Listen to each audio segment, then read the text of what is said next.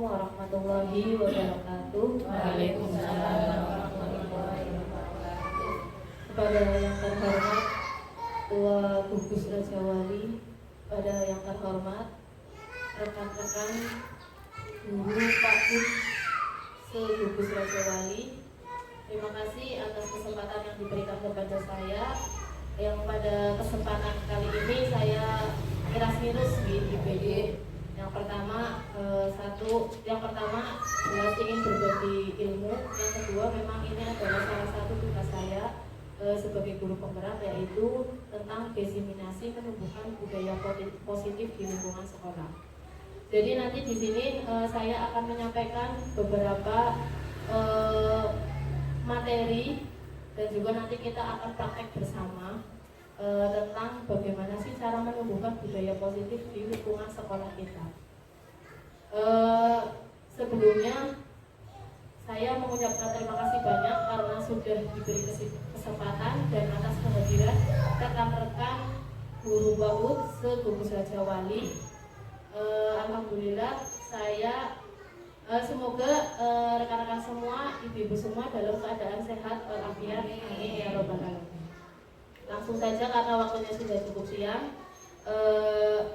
Yang pertama di sini sudah saya sampaikan tadi bahwa di guru penggerak adalah ada program diseminasi atau berbagi aksi nyata. Ini namanya aksi nyata ya. Aksi nyata tentang menumbuhkan budaya positif di lingkungan sekolah. Nah, yang jelas saya sudah kenal semua ya. Gak usah kenalan ya. Saya mau berpantun saja sedikit. Pergi, nanti kalau saya pantun bilang. Terima kasih, berarti Bu Yoli sudah berpengalaman. Pergi ke toko membeli parfum, dapat hadiah sepotong coklat. Saya ucapkan assalamualaikum. Semoga presentasi ini bermanfaat. Amin. Ya, di program guru penggerak ini saya masuk di angkatan 11 dengan fasilitator dari Bapak Aris Kuku Prasetyo itu sekarang berarti asalnya dari Blora. Dari Blora, kemudian dengan pengajar praktik Ibu Ainul Kiroma. Kalau memang yang Patayan atau Muslimat mungkin paham ya dengan beliau, Ibu Ainul, ya. Ibu Ainul Kiroma yang rumahnya di depan SMA Asri. Iya. Nah, sebelum kita mulai biar nggak tegang ya, kita ini bareng-bareng santai bisa menerima ilmu. Saya juga menuntaskan tugas saya, pelajarannya juga dapat ilmu bermanfaat. Kita ice breaking dulu. Ice breakingnya apa? Nah, menyebutkan warnanya, petunjuknya sebutkan warnanya. Di sini tulisannya ya? Iya. Di sini ada tulisannya, tapi petunjuknya adalah sebutkan warnanya. Kalau yang pertama baru-baru dulu. Pertama Merah. kuning. Warnanya kuning. Sebutkan warnanya. Tulisannya merah, tapi warnanya kuning. Konsentrasi dimulai ya. Ulangi. Yang pertama Kuning. kedua Merah. ketiga biru, keempat ya, itu ya. Nanti coba saya tes ya. Jadi ingat cluenya, sebutkan warnanya. Sekarang coba saya minta Bu Uci. Bu Uci monggo. Ya. Ini apa? Warna berarti iya.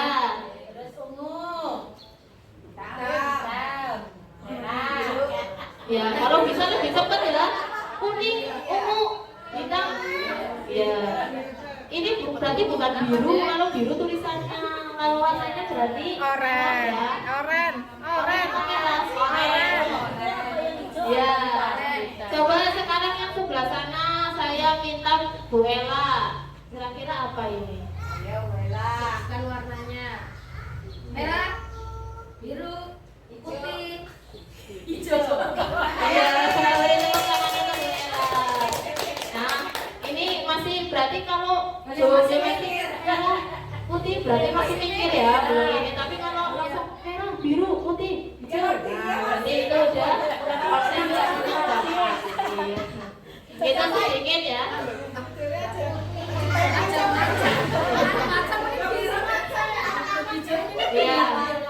Oke, selanjutnya ya, kita langsung ke materi untuk explaining-nya sudah cukup ya.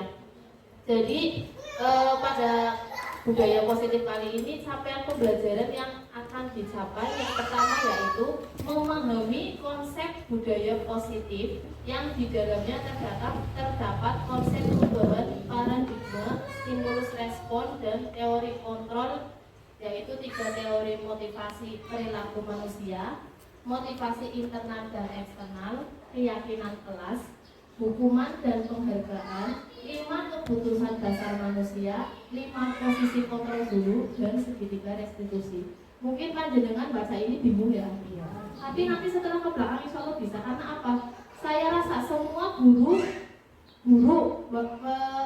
baik itu dari mulai tingkatan PAUD sampai SMA sudah tahu yang namanya 5 posisi kontrol guru pasti sudah melaksanakan, segitiga restitusi pasti sudah melaksanakan juga, tapi belum tahu konsepnya atau alurnya seperti itu. Sampai di sini mungkin membaca teori mumet, tapi nanti kita setelah praktek insya Allah bisa ya guys.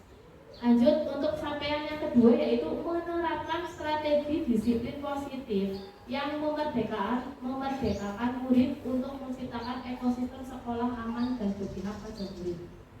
Jadi sesuai dengan Ki Hajar Dewantara pendidikan untuk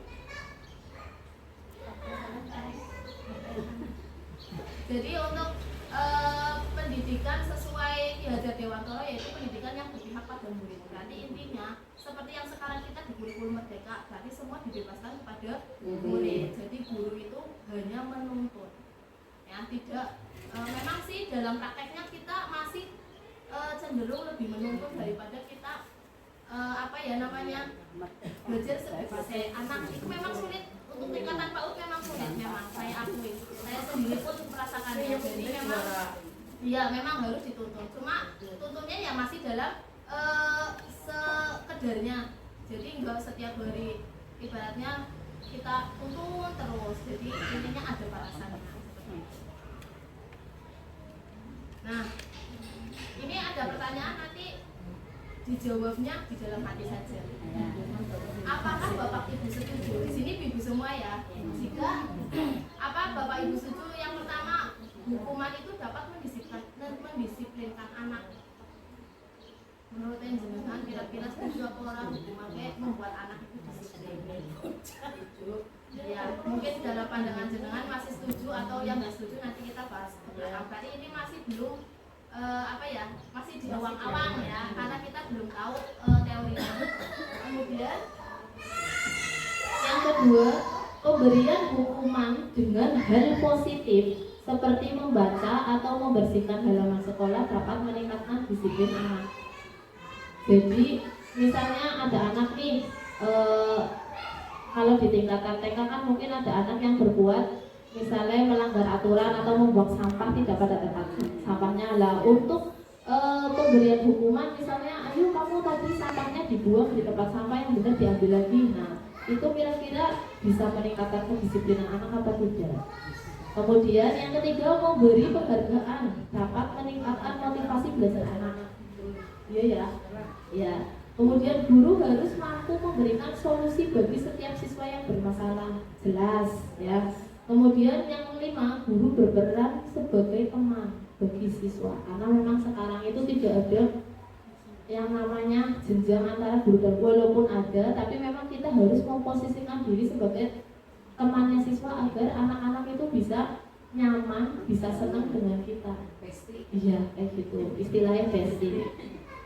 Nah, apa sih pengertian budaya positif? Budaya positif itu merupakan perwujudan dari nilai-nilai atau keyakinan universal yang diterapkan oleh sekolah.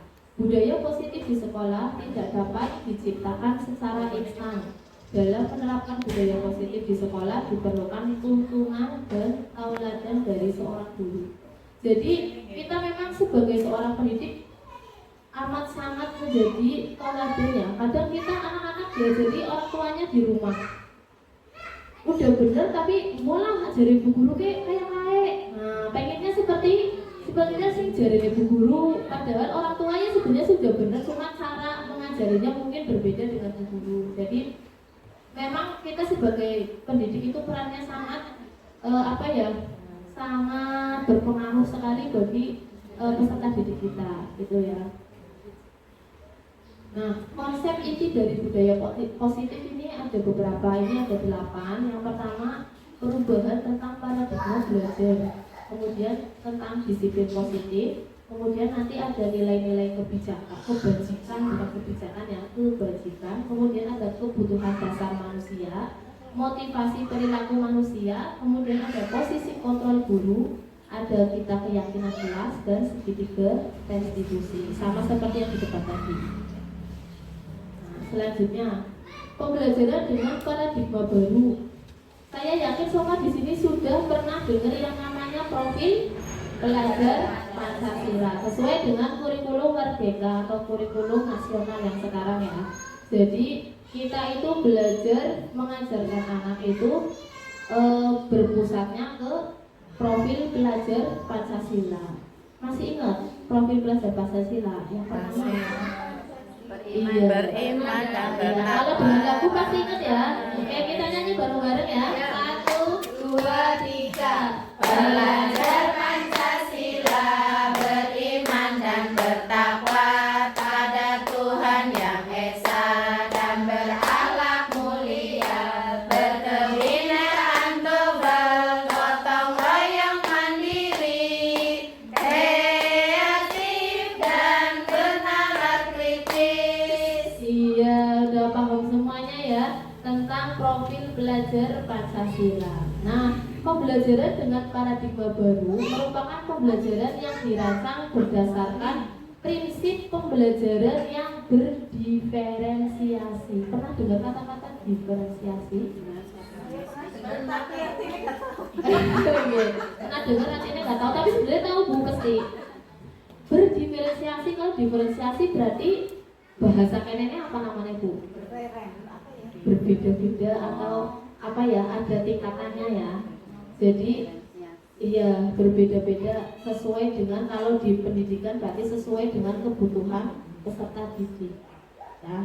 Walaupun kegiatannya misalnya sama menghitung nih ya, 1, 2, sampai 5, tapi mungkin dengan ada yang pertama, kalau yang belum bisa menghitungnya dengan benda apa, kemudian yang sudah bisa dihitung lagi mungkin dengan cara yang lebih, misalnya tidak dengan apa-apa. Biasanya kalau murid A kan dengan hafalan aja ya, 1, 2, 3, 4, 5. Tapi kalau mungkin yang sudah B sudah tahu, bisa dihitungnya, ditambahi atau dengan cara yang berbeda. Intinya capaian yang ingin dicapai itu sama, tapi dengan cara yang berbeda gitu.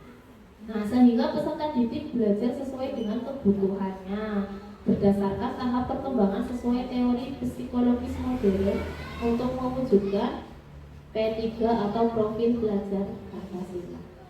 Nah, ini miskonsepsi tentang teori kontrol. Yang pertama, guru itu mengontrol murid.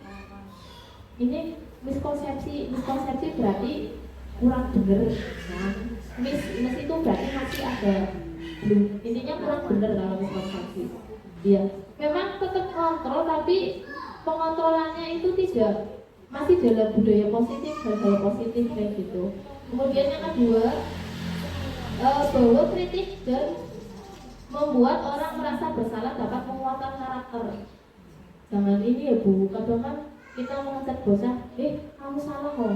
Itu berarti kan langsung dengan kata-kata yang salah kok. Harusnya kan Caklek. dengan misalnya, atau kita kalau di TK, Mas, Mbak, ini loh, intinya dengan kata-kata positif. Jangan langsung menyalahkan seperti itu. Karena memang di kurikulum Merdeka itu tidak ada yang salah. Saya belajar di guru penggerak pun, dari fasilitator memberi pertanyaan apa, kalau saya jawabannya ngarang tapi ngarangnya serat dan benar, intinya ya betul Bu Komesa jawabannya. Akhirnya kan saya sebagai peserta dibener, mesti dibenerannya belum enggak dalam hal dibenarkan. Aku jawabannya bener-bener nyelempang banget terus dibenarkan enggak, tapi masih dalam benar, tapi dalam tutur kata atau ini masih kurang tertata atau kurang pas. Jadi tidak bisa disalahkan. Karena apa? Kalau disalahkan nanti bisa anaknya itu down. Jadi dijunjung di sini apa ya arahnya ya? Setelah itu dia disanjung, baru itu nanti diberi arahan seperti itu. Kemudian yang ketiga, semua penguatan positif efektif dan bermanfaat. Ya. Jadi yang namanya penguatan positif itu memang bermanfaat, cuma ya itu tadi masih dalam hal sewajarnya, tidak melebih-lebihkan. Kemudian yang keempat, orang dewasa memiliki hak untuk memaksa. Itu juga miskonsepsi, nggak boleh ya kita memaksa anak-anak. Misalnya hari ini kegiatannya gampang, suruh diselesaikan semua, itu nggak boleh. Jadi kalau memang anak sudah tidak mampu, ya sudah. Tapi ya kita tidak boleh langsung itu. Kalau ada anak guru aku udah capek, kita berusaha memberi motivasi atau semangat. Ayolah kamu pasti bisa menyelesaikannya, seperti itu ya. Jadi iya memang kalau teori dan praktek itu memang jauh ya, jauh. Iya memang ya itu gimana lagi ya Bu? Ikut teori atau ikut praktek? Sebaiknya ikut dua-duanya. Iya itu ya.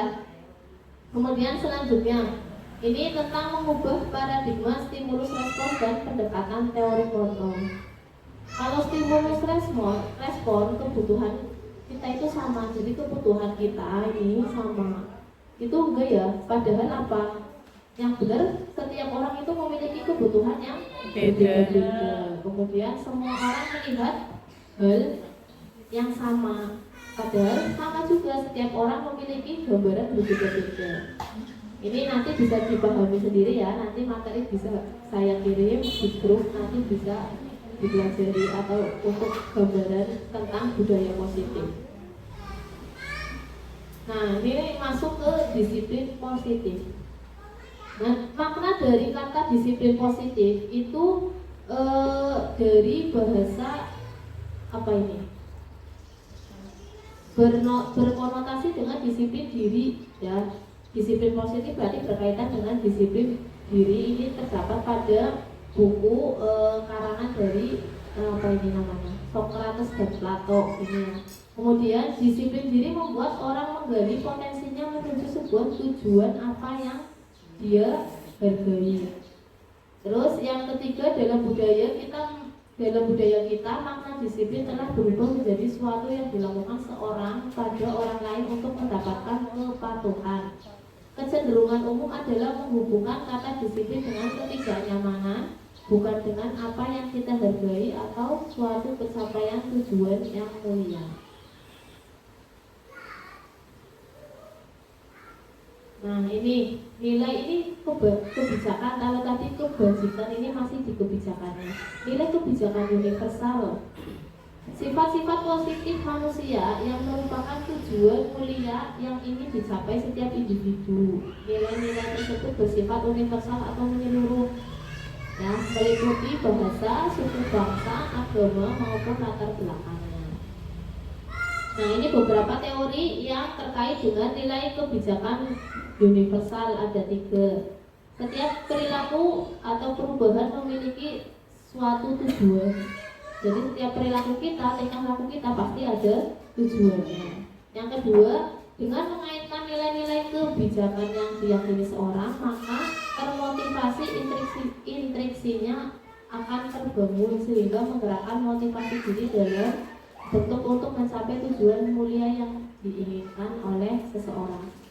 Yang ketiga, nilai kebajikan yang ingin dicapai oleh setiap anak Indonesia kita kenal dengan tadi yang di profil belajar Pancasila. Nah, sampai dengan bernalar kritis. Nah, ini kebutuhan dasar manusia. Kebutuhan dasar manusia adalah segala sesuatu yang kita lakukan untuk mendapatkan sesuatu yang kita inginkan. Seluruh tindakan yang kita lakukan memiliki tujuan tertentu, dan semua usaha terbaik yang kita lakukan adalah dalam rangka agar kebutuhan dasar kita terpenuhi dengan baik. Nah, kebutuhan dasar manusia itu ada 5. Yang pertama, bertahan hidup. Jelas setiap semua orang pasti akan melakukan segala sesuatu untuk bertahan hidup. Yang kedua, kasih sayang dan rasa ini diterima. Kita yang dewasa saja masih pengen disayang ya, apalagi yang anak-anak itu. Jadi ini sangat penting 5 kebutuhan dasar manusia. Kemudian ada penguasaan. Penguasaan ini terkait dengan harga diri, keinginan untuk dianggap, kemudian memimpin, berprestasi, diakui dan didengar. Kemudian kebebasan juga diperlukan biar kita sepaneng dengan tujuan hidup kita. Untuk mencapai tujuan hidup tetap harus diselingi dengan kebebasan. Iya, biasanya sering dikenal dengan refreshing ya. Itu. Yang terakhir juga ada kesenangan. Bertahan hidup, kasih sayang, penguasaan, kebebasan dan kesenangan. Nah, ini ada teori motivasi, hukuman dan penghargaan. Segitiga restitusi ini cepat materinya. Nah, tadi sudah disebutkan di depan bahwa motivasi itu ada eksternal dan internal. Kalau eksternal itu berarti dari luar ya. Itu untuk apa? Untuk menghindari ketidaknyamanan atau hukuman. Kemudian yang kedua untuk mendapatkan imbalan dari orang lain. Jadi misal nih saya maju kayak gini, aku pengen dapat apa ya, imbalan atau penghargaan dari orang lain, ibaratnya diberi pujian kayak gitu. Itu kan berarti keinginan motivasi saya karena ada dorongan dari luar. Saya ingin mendapat pujian dari teman-teman semua kayak gitu ya. Iya, itu ada dorongan itu ya. Kemudian kalau eksternal itu dari kayak gitu, untuk mendapatkan imbalan atau semacam kayak pujian. Kemudian ada motivasi internal, yaitu dari diri sendiri. Karena apa? Ingin menghargai diri kita sendiri. Nah, nih nanti ini ada beberapa pertanyaan. Nanti ini sudah ada spidol dan ini kita berpikir nanti bisa dituliskan di kertas apa ini namanya ya? Bukan, ditempel dilalai lupa. Ini ya, ini kertas yang ini ada spidol, nanti ini ada ini. Kira-kira misal nih kita sebagai guru disuruh menyuruh siswa kita untuk mencatat 100 kali dalam buku saya tidak akan terlambat lagi. Itu kira-kira masuknya di hukuman atau konsekuensi? Nanti tinggal ditulis jawabannya hukuman. Atau kalau misalnya konsekuensi, tulis konsekuensi. Itu nomor 1 hukuman, nomor 2 misalnya jawabannya apa, gitu ya. Bisa dipahami? Itu ada 7. 1, 2, iya ada 7 kalimat. Nanti termasuk di hukuman atau konsekuensi. Ya, jadi nanti ini untuk panjenengan itu sudah bisa membedakan antara hukuman dan konsekuensi atau belum. Karena memang kita sebagai pendidikan tidak boleh memberi hukuman. Walaupun boleh itu tetap karena masih dalam hal yang positif hukumannya, seperti tadi membuang sampah sembarangan. Nah, memberi hukumannya apa? Diambil lagi, dibuang ke tempat sampah. Dan tidak kita, yuk kamu sudah membuang sampah sembarangan, lari keliling halaman 1 kali, kalau gimana itu namanya hukumannya. Kalau itu tadi itu hukumannya negatif, iya. Kalau kita itu sebaiknya memberi hukuman yang positif. Nanti silakan boleh muter ini kertasnya. Iya, kertas 1 nanti 1 langsung jawabannya, kemudian apa sampai 7. Belum habis ini masih sini. Nanti dibacakan sama Dari sini nggak jelas. Iya. Pakai kacamata. Aku aja yang pakai kacamata nggak jelas. Iya. Geser ininya spidolnya sama kertas. Geser. Nggak usah. Kalau sudah dapat semua nanti saya bacakan ya. Ya, ini nanti bisa ditempel, perwakilan ditempel di kertas yang sudah disediakan.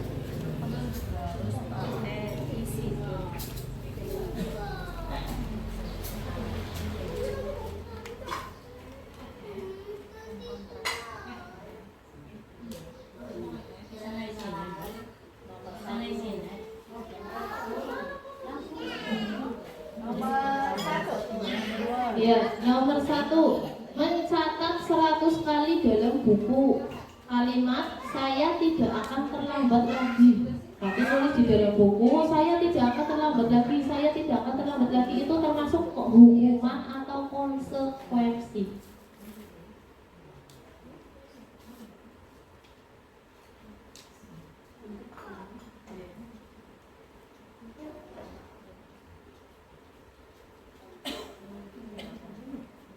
Sudah?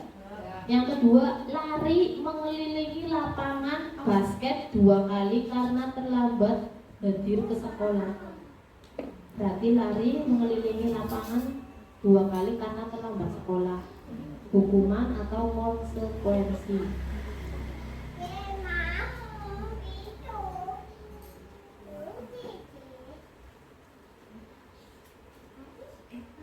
Yang ketiga, murid diminta untuk push up 15 kali karena tidak menggunakan masker ke sekolah. Hukuman atau konsekuensi.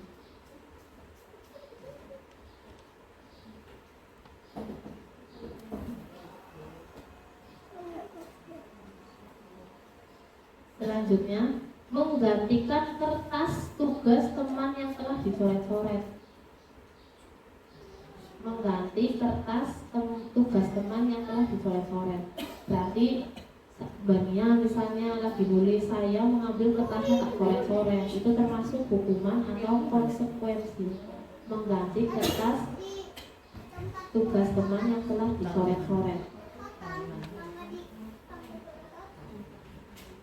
Selanjutnya, membersihkan tumpahan air di meja tulis karena tersenggol saat belajar.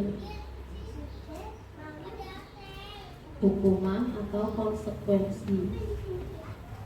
Selanjutnya, berjemur di lapangan basket pukul 12 siang karena ngobrol dengan teman. Hukuman atau konsekuensi. Ini udah jelas ya? Iya. Yang terakhir, lari mengelilingi lapangan basket 2 kali sama. Nah, ini karena terlambat PJOK. Kalau tadi kan karena terlambat ke sekolah. Kalau ini karena terlambat pelajaran PJOK atau olahraga. Itu konsekuensi atau hukum. Sudah? Kita lihat jawabannya ya. Salah yang bilang ya. Nah, ini dia jawabannya. Yang pertama,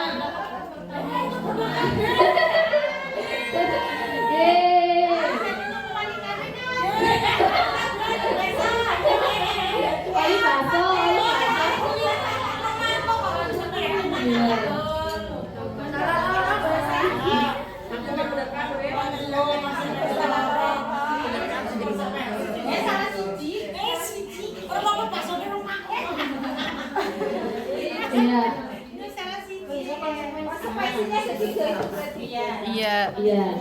Yang pertama itu mencatat 10 kali tulisan saya tidak akan terlambat lagi, itu maksudnya hukuman. Hukuman. Iya. Seharusnya terlambat sekolah tidak langsung suruh, itu jawaban dia ya. Kalau dulu kayak gitu, kalau sekarang nggak boleh, kan anak terlambat masuk sekolah, kita itu harus cari tahu dulu kenapa sih anak bisa terlambat. Jangan langsung memberi hukuman, itu salah. Nanti kita mengarah ke segitiga restitusi. Solusi,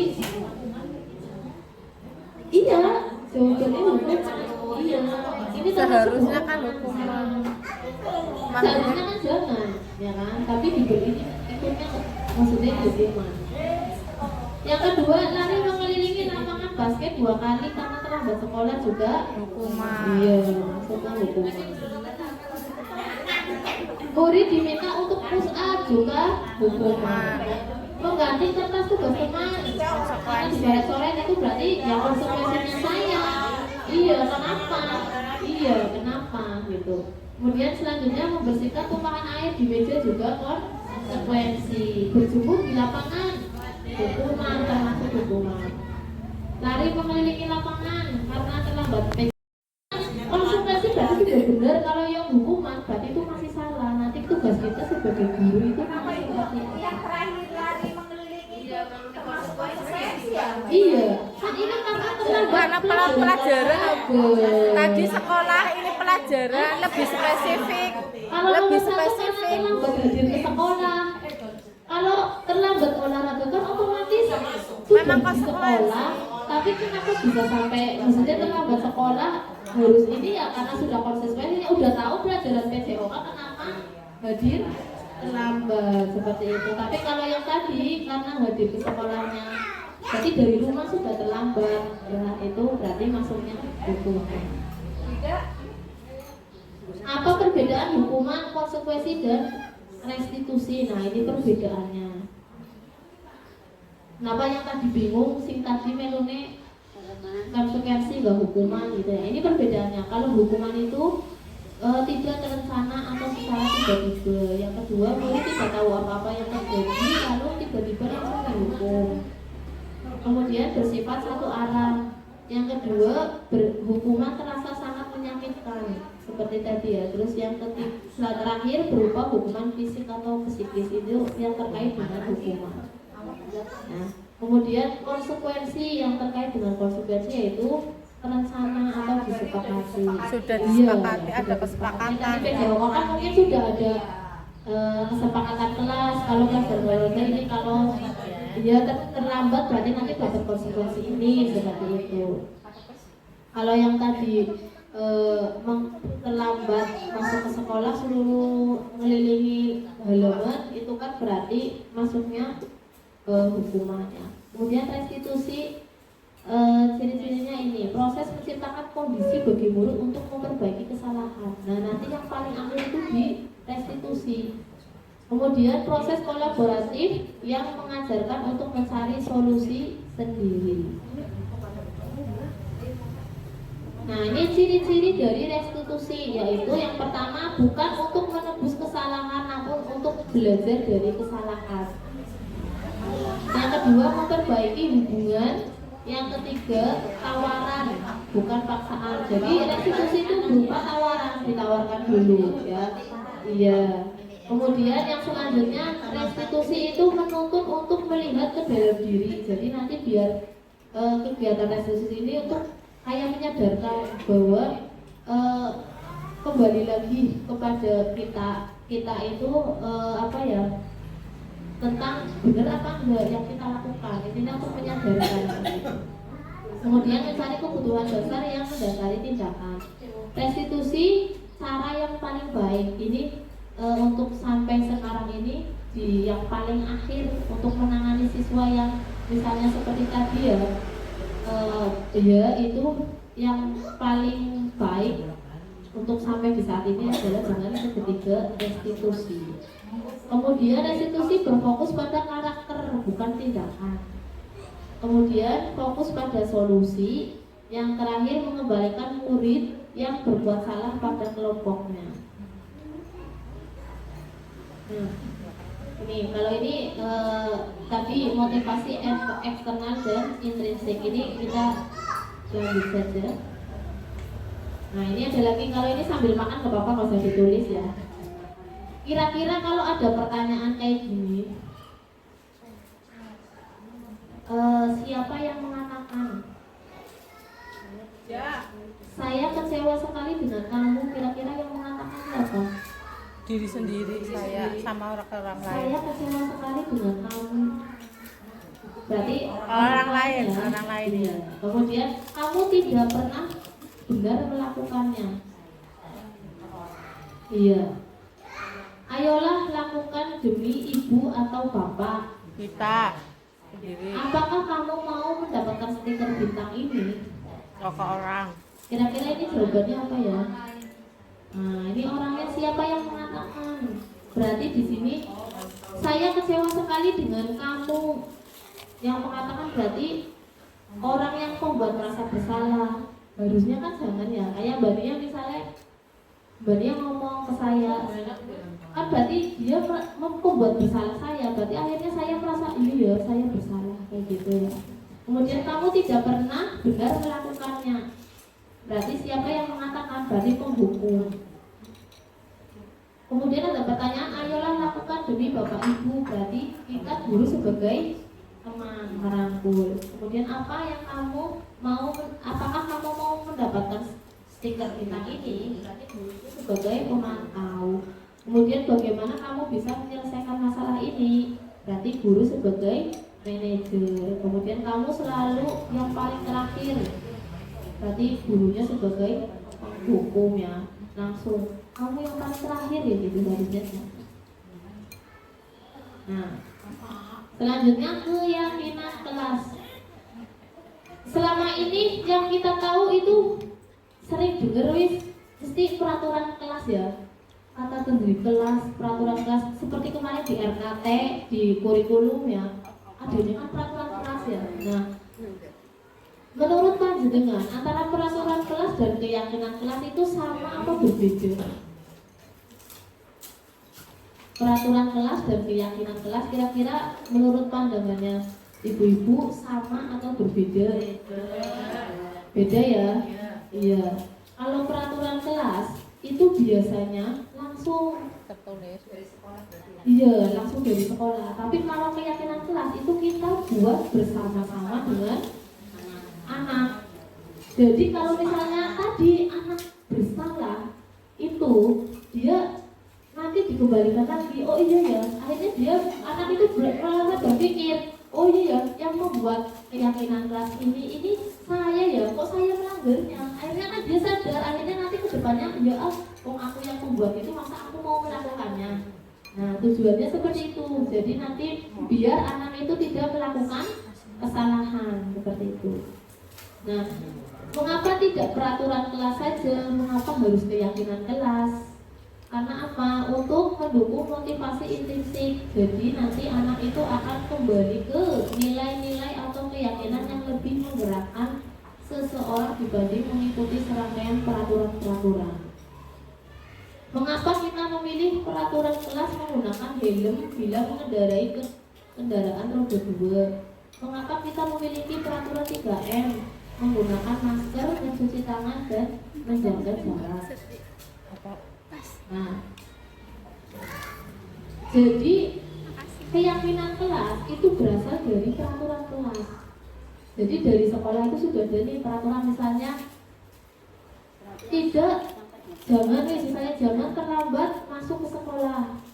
Nah, kalau di keyakinan kelas itu diusahakan jangan menggunakan kata-kata yang ya tidak, jangan, lebih digunakan dengan kalimat positif. Misalnya keyakinan kelas biar anak tidak terlambat masuk sekolah itu apa? Berarti misalnya keyakinan kelasnya saya anak hebat, ya, saya berangkat anak hebat hadir lebih sebelum sebelum gitu. iya. Jadi Berarti kata-kata yang motivasi positif, ya. langsung misalnya apa tadi? Saya malu datang terlambat. Boleh. Boleh. Saya malu datang terlambat juga boleh. Intinya dengan kalimat yang itu tidak boleh Kalau jangan saya datang terlambat, saya jadi malu. iya, jangan misalnya kalau peraturan kan masuk kelas ya masuk kelas jam 7 sampai jam sekian, berarti kan kali keyakinan kelasnya misalnya saya mengikuti kegiatan belajar dari jam sekian sampai sekian kayak gitu misalnya. Intinya dengan kalau bedanya peraturan dan keyakinan, kalau peraturan itu biasanya cenderung di ada kalimat negatifnya, tapi kalau keyakinan kelas di positifnya kayak gitu perbedaannya. Nah ini segitiga restitusi ini yang terakhir. Nah segitiga restitusi itu terdiri dari tiga tingkatan. Yang pertama yaitu menstabilkan identitas dulu. Yang kedua validasi kebutuhannya. Yang ketiga menanyakan keyakinan kelas. Nah ini yang namanya segitiga restitusi ada tingkatannya. Berdasarkan prinsip pembuatan kesalahan adalah bagian dari proses pembelajaran. Nah, menstabilkan identitas berbuat salah itu wajar. Jadi kalau misalnya ada anak yang melakukan kesalahan, itu jangan ngomong kamu salah ya, jangan. Tapi dengan kata-kata misalnya gini, Nia berbuat salah itu memang wajar, tapi nah jadi ada kayak gitunya. Jadi langsung kamu salah yang bener kayak gini, jangan langsung kayak gitu. Tapi ada sebab akibat. Iya, kayak gitu. Kemudian misalnya dengan menggunakan benar setiap tidak ada manusia yang sempurna. Jadi kamu itu ini kayak gitu. Jadi dengan kata-kata yang lebih enak didengar kayak gitu ya, biar anak itu tidak down atau minder gitu ya. Halo? Iya. Nah ini lanjut. Apa sih Bu? Nah, menanyakan keyakinan berdasarkan prinsip teori kontrol bahwa pada dasarnya kita termotivasi secara intrinsik. Apa keyakinan kelas kita? Nilai-nilai apa yang telah disepakati bersama? Seperti apa gambaran kelas yang ideal menurut kamu? Kamu ingin menjadi orang yang seperti apa? Nah, ini sebenarnya saya memberikan pertanyaan kepada panjenengan, tapi kita lanjut saja. Kita jawab bersama-sama. Apa keyakinan kelas kita? Sebenarnya kita praktek membuat keyakinan kelas, tapi langsung saja ya. Kalau misalnya nih, tadi sudah dipraktekkan keyakinan kelas kita, misalnya peraturan kelasnya misalnya kira-kira kalau di peraturan kelas biasanya ibu bikinnya seperti apa Bu? Contoh misalnya buanglah sampah pada tempatnya. Iya, membuang sampah pada tempatnya. Itu kira-kira kalimatnya peraturan kelas atau keyakinan kelas Bu? Itu Peraturan ya, iya karena kalimatnya masih ini. Baku. Kalau keyakinan kelas itu sudah kita olah. Misalnya apa? Kalau misalnya buanglah sampah pada tempatnya berarti Saya malu membuang sampah. iya atau enggak? Kelasku bersih saya karena aku senang anak dengan kelasku yang bersih kayak ya. gitu. Misalnya itu keyakinan kelasnya seperti itu. Jadi beda ya antara peraturan kelas dan keyakinan kelas. Nah, bagaimana sih peran kita untuk agar di kelas kita, khususnya di kelas dulu ya, itu biar tercipta budaya positif. Yang pertama ya, tadi bersama-sama menerapkan budaya positif di kelas atau di sekolah. Kemudian jadilah bagian dari perubahan positif di dunia pendidikan. Nah, ini ada kemarin saya habis praktek segitiga restitusi. Jadi gambarannya seperti ini. Ini awalnya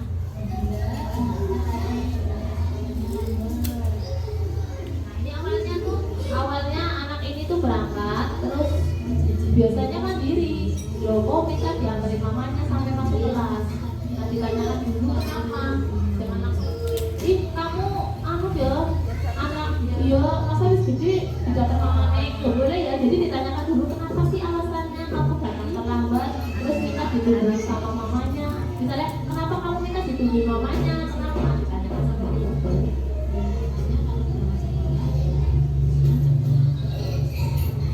Setelah ditanya, saya malu dulu karena datangnya terlambat, jadi saya pengen ditungguin mamanya. Akhirnya memberi solusi. Oh ya sudah, berarti besok lagi berangkat sekolah jangan terlambat ya.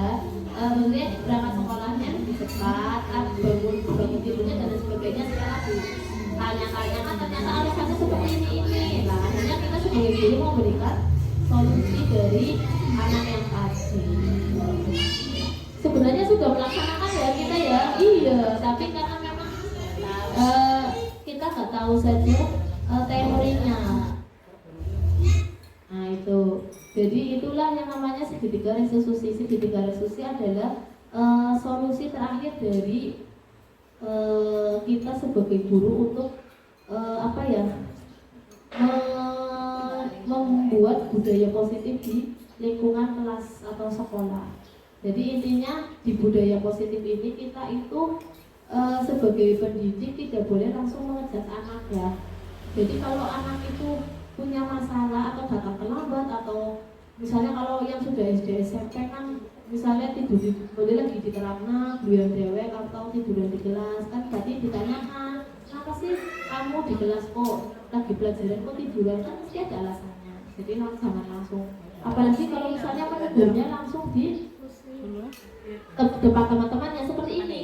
Saya berarti kalau segitiga restitusi itu anak yang tadi punya masalah itu ya diajak ngobrol empat mata atau berdua saja, jangan langsung ditanyain di depan teman-temannya, karena itu juga nanti bisa rasa percaya diri atau rasa itu atau akhirnya jadi apa ya, iya minder gitu ya.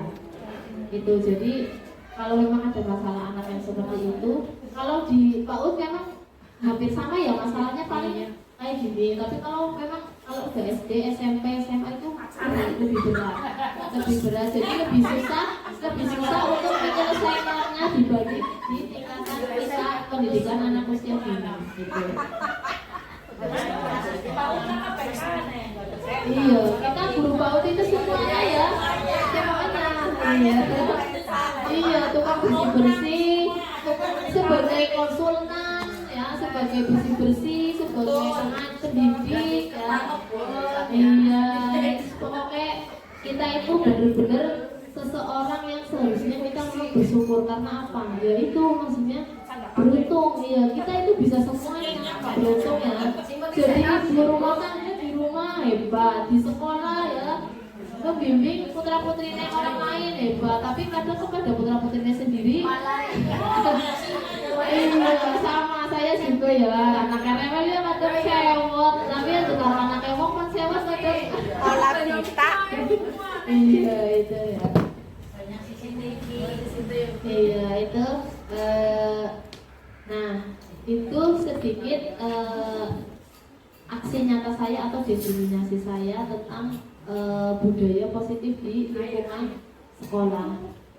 Nah, saya di sini sebagai calon guru penggerak angkatan 11 ingin mengajak rekan-rekan guru khususnya di Gugus Rajawali, ayo. Guru penggerak itu tidak sulit, mudah, senang malah. Oleh duit maning gitu ya. Iya, ya kalau mau duitnya kok ya bakal akan dugo maning, tapi ya bukan itu, intinya bukan karena uang, tapi memang di dalamnya itu banyak sekali ilmu dan bisa sharing dengan rekan-rekan guru yang memang luar biasa. Awalnya saya juga mengikuti guru penggerak ini udah 3 kali loh saya ikut. Kalau kan juga tahu ya, 3 kali. Pertama ISE yang sudah pernah ikut mungkin isinya kayak nomor 100, 500 kata, 1000 kata, 2000 kata, 2500 ya. Kalau orang yang enggak ini ya akhirnya males lah ngarangin susah ya gitu ya. Yang pertama saya ISE tidak diselesaikan. Yang kedua penasaran nyoba maning. Akhirnya selesai diwawancara. Jebule diwawancara gagalnya apa? Saya memang terlambat 15 menit masuk Zoom. Karena apa? Jebule laptopnya kamera sudah dinggo, giliran tan dua harusnya dicatat disit, orang dicatat langsung dibuka dulu. Orang karena aku semua di sana aksesornya sudah menunggu ya lama. Akhirnya saya ganti pakai HP. Dikasih pertanyaan dari awal saya sudah terlambat diseruntet. Dingai pertanyaan, tambah orang akhirnya gagal. Ya, yang ketiga, anak enggak lulus. Iya, di angkatan 10 lulus tapi jebule pending. Sebetulnya saya di angkatan 10 tapi pending. Sudah pending akhirnya udahlah wis anggar wis ora anamane ya alhamdulillah. Intinya udah dikatakannya lah enggak. Intinya sudah pasrah gitu ya. Bapak saya ikut di PPS. Jebule PPS pelantikan guru penggeraknya masuk di angkatan 11. Ya akhirnya bertumpuk.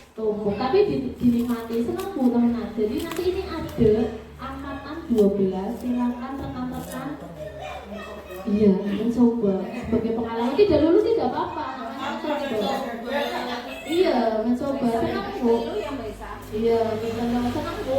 Jadi terutama yang masih muda-muda. Kalau yang tua-tua tuh ya memang ya wis yang tua-tua ya iya, tapi yang juga makan sih muda-muda di sini, nanti yang muda-muda menggerakkan yang tua-tua gitu. Itu ya. Kadang kan yang tua-tua kalau suruh belajar online kan tetap ya bingung, tapi kalau disampaikan langsung kayak gini ya kan ada mending kayak gitu. Jadi yang muda-muda dulu silakan menggerakkan gitu ya. Namanya aja guru penggerak, jadi menggerakkan. Itu senang Bu.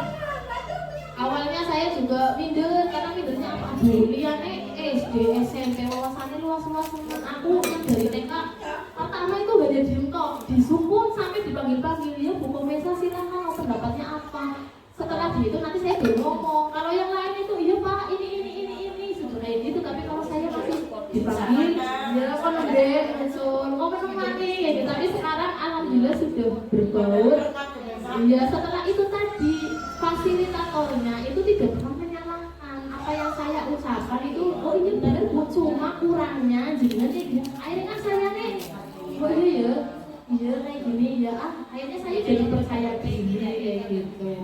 Itulah manfaatnya salah satu. Seperti ngomong kayak gini, saya juga di sini deg-degan berulang-ulang. Walaupun paham, tapi kadang aduh kok ngomongnya salah kayak gitu ya. Tapi ya itu, saya ngomong salah, Pak Julian mesti orang ngerti aku ngomong salah. Iya ya, itu nih coba ini selama kayak gitu ya. Saya mau narasumber itu hebat. Ya, karena itu ya, ada ini aslinya negara ini sih ngomong gitu ya. Iya, alhamdulillah. Ya salah satu manfaatnya adalah ini, saya bisa apa ya? Yang pertama bisa percaya diri, intinya ya percaya diri berbicara di depan ibu-ibu semua. Yang jelas pasti pengalamannya lebih banyak dari saya yang baru kemarin gitu. Itu saja sedikit berbagi dari saya, semoga bisa bermanfaat.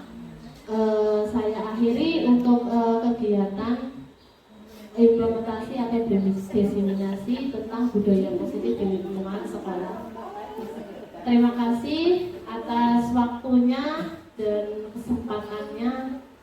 Saya akhiri bila taufiq wal hidayah. Wassalamualaikum warahmatullahi wabarakatuh. Waalaikumsalam warahmatullahi wabarakatuh. Mau es breaking lagi apa sudah cukup? Es breakingnya apa nggak ada ya? Mentok itu es breaking ini. Iya ya orang gawin. Iya, itu patutnya terima kasih. Cukup sekian dan terima kasih. Depannya apa? Beda ya. Ya itu saja. Assalamualaikum warahmatullahi wabarakatuh. Waalaikumsalam warahmatullahi wabarakatuh. Ya tetap, tapi kata-katanya yang keyakinan kelas gitu. Iya. Bisa. Berarti kalau peraturan kelas tetap, karena memang kalau di kayak kurikulum memang kan berarti kalau keyakinan kelas susun di kelas kita. Jadi antara saya sebagai guru dan murid itu punya keyakinan kelas bersama. Kalau peraturan tetap, berarti peraturan sekolah. Tapi kalau keyakinan kelas berarti hanya dengan kelas kita. Berarti antara kelas saya dengan kelas B, kelas A mungkin bisa beda tergantung kesepakatan dari anak-anak dan gurunya kayak gitu. Jadi kita sebagai guru menawarkan guru. Biasanya itu dipraktekkan, kalau dipraktekkan yang saya pernah lihat yang sudah pernah ini tuh, jadi kayak anak-anak misalnya, guru aku mau apa ya, merapikan mainan setelah digunakan. Jadi anak-anak tuangkan dalam ini, nanti disampaikan ke ini. Oh iya ya, kira-kira teman-teman setuju nggak kalau misalnya habis mainan dirapikan lagi? Ya setuju guru. Itu menjadi keyakinan atau kesepakatan Antara kelas. murid dengan guru. Iya, dibuat antara murid dengan guru. Tapi kalau peraturan sekolah memang yang buat sekolah untuk ditaati semua murid. Tapi kalau keyakinan kelas berarti dibuat berdasarkan kesepakatan kelas bersama-sama. Monggo yang lain, ada yang mau ditanyakan? Maaf kalau setiap tahun kan saya melihat pasti rebutan kursi. Apa perlu adanya aturan nggak bu? Aturan setiap tahun kesepakatan atau peraturan. Ya berarti itu berarti apa kursi mas? Nggak maunya yang Ya berarti kadang memang pemahaman anak tentang kesepakatan kelas juga masih ini ya. Dia nggak tambah, dia belum ini sih ya. Orang ngerti ya bu. Jadi ya jadi tengah misalnya ya, kasih contoh misalnya gini. Ini di kelas anak-anak kursinya berwarna-warni nih. Nah, misalnya dibuat kesepakatan kelas, kira-kira kesepakatan kelasnya mau seperti apa, kursinya apa, bergantian atau gimana, nanti disepakati bareng-bareng sama siswa-siswanya. Berarti mau dilihat itu kayak gitu. Tapi memang prakteknya susah ya. Iya, memang prakteknya susah. Saya juga sendiri kadang sama, kursinya sama dua tapi nggak orang gue. Pakai nama. Ya, intinya dibuat semua ya. Ini kan karena ini maunya ini disepakati bersama, yuk kursi yang warna hijau. Biar kita sama-sama enaknya mau apa, mau kasih dikasih nama atau kita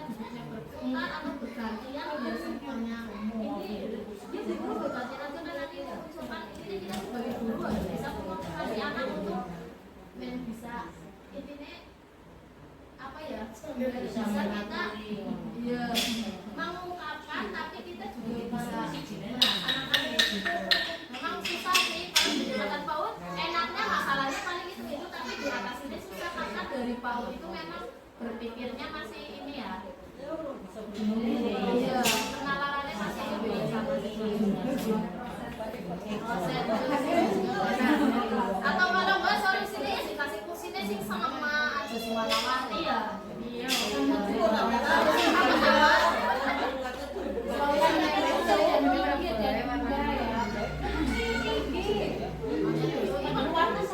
Ya makanya ada nanti sama.